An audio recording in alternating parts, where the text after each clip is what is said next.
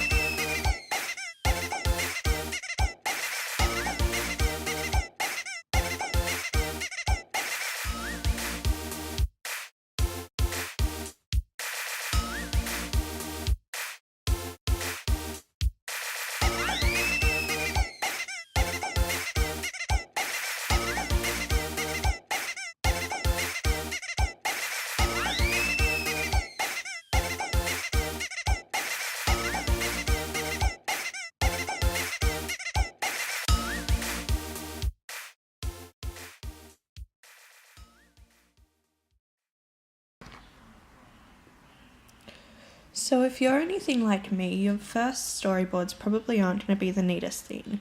And while your storyboards don't have to be like artwork, they do need to be neat enough so that your crew and yourself can understand them. So often what I like to do is I like to go through and redraw them. So I've just redrawn them and I've put them into a file called Storyboard. So I've just taken some photos of them. Here's one of them. So as you can see, there's the piece of paper and I've just taken a photo of it. But it's not the best photo. All of this is a bit grey and there's a shadow in there. So I'm just going to put it into Photoshop and try and get rid of that. So I'm just going to drag it into the Photoshop icon and it'll open it up. Then what I'm going to do is I'm going to go click on the crop tool. I'm going to hold down shift and that'll keep it proportionate. And then I'm just going to get rid of the edge of the notebook, crop it down to get rid of the background behind the piece of paper. And then once I'm happy with that, I will press this tick up here. Now what I'm going to go and do is go to this adjustment layers panel over here. I'm just going to click on this little sun, which is the brightness and contrast, and I'm just going to boost the brightness up just a little bit, just so the paper starts to look a little bit more white and less kind of grey and yucky. Might just put the contrast up a little bit as well. Alright, next thing I'm going to do is I'm going to go over to this curves icon. I'm going to click that. And I'm just going to pull this line here just up a little bit, and that starts to get rid of some of the shadow. Cool. Then what I'm going to do next is go over to the exposure thing, which is this thing next to the curves button. And I'm just going to play with the offset a little bit and just try and make the lines look a little bit blacker. Now, as you can see by doing this, it looks a lot better. It looks a lot less grey, a lot less like a piece of paper. So once I'm happy with all that, I'm just going to highlight all of my layers. I'm going to right click and I'm going to go merge layers. And that's just going to put all those adjustment layers into the one layer, so I don't have to worry about them. Once I've done this, I'm going to go over to the text tool. Now in storyboards, it's nice to have sort of a little blurb down the bottom of what your storyboard is and what the scene's about. So what I'm going to do is I'm going to drag this out, and I'm just going to type frame 1, and I'm going to type establishing shot of kitchen, and underneath that I'm going to write wide shot. So that tells whoever's reading it that it's an establishing shot of the kitchen. It's the first frame and it's a wide shot. I'm just going to move that around. And when I'm happy with that, I'm going to go File and go Save As. I'm going to go where I want to save it.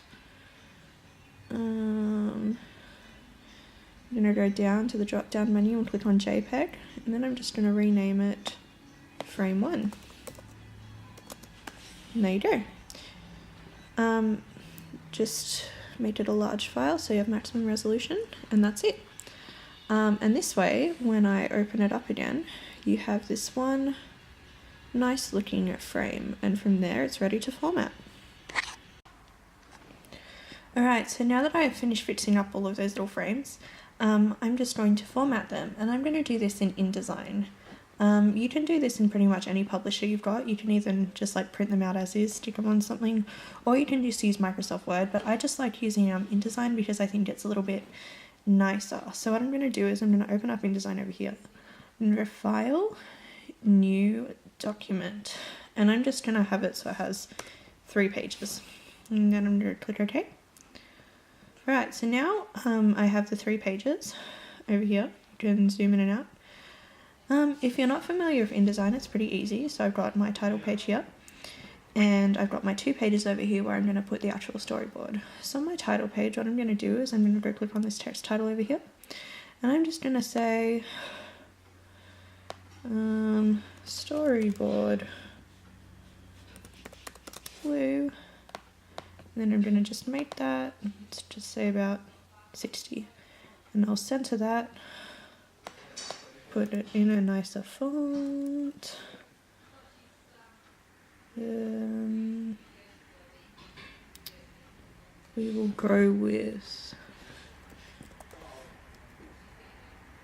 Helvetica New Light. That's a nice one. Alright, so now that we've got that, you can really make that prettier if you want, but for the purposes of this, I'm just going to leave it like that. Now what I'm going to do is I'm going to go over to this tool, which is a little box with an X in it. Now what this tool does is if you click on it, it makes kind of like a little frame for photos that you put in. So what I can do is I make that box, I go into my Finder where my frames are, I click on my first frame and I drag it in here.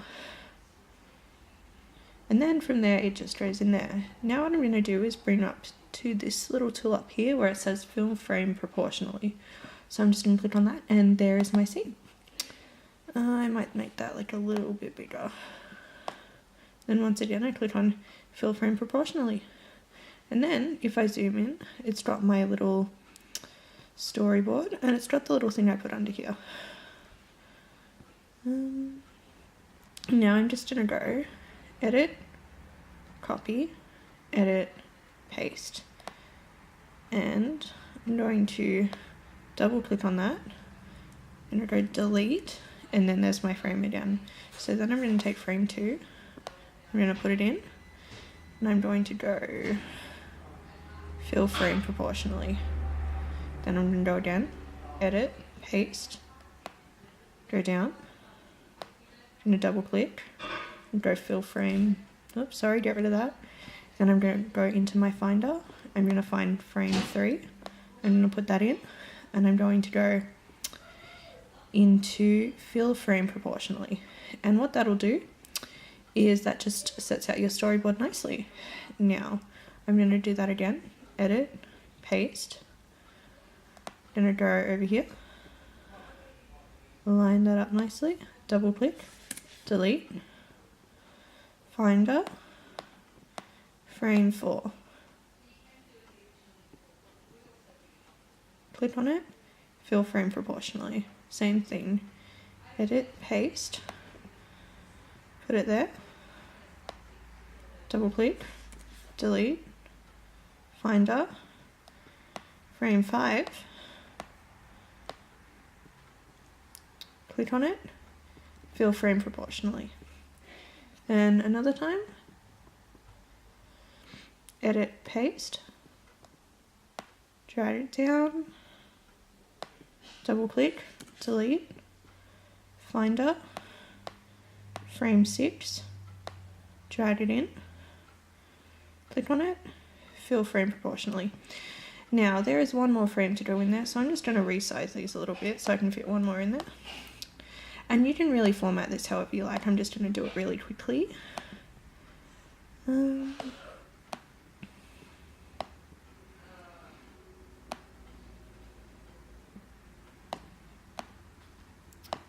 Just going to proportionalize these again so they look nice. And then I'm going to go click on one, edit, copy, edit, paste, Command Z if you do anything wrong is the step back button. It's a lifesaver.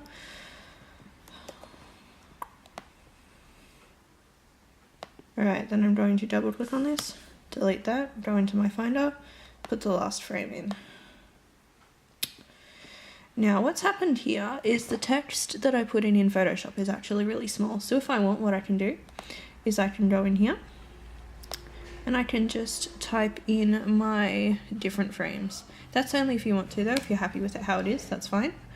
So that's just one way of formatting your storyboard, and then you can go File, you can go Export, you then go as PDF, you can title it Storyboard, save it to where you want, go Save. That all looks good, so you go put on your JPEG as maximum, and you go OK, and it'll export it.